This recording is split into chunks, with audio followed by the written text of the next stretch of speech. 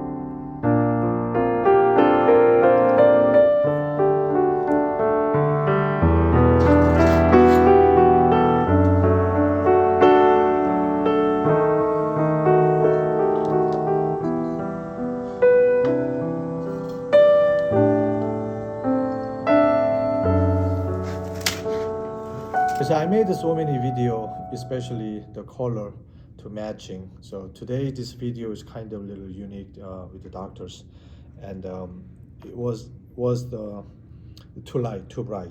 So I painted with a finer outside, which is 2 times, and then we created the gingiva and different color, and with I'm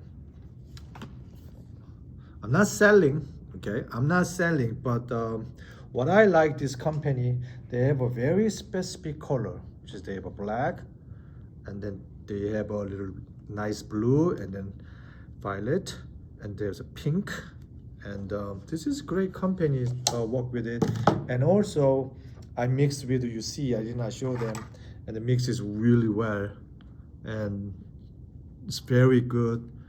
And then it's my brush. Then I can use the tiny bit, specific area, and then just like painting, just like makeup.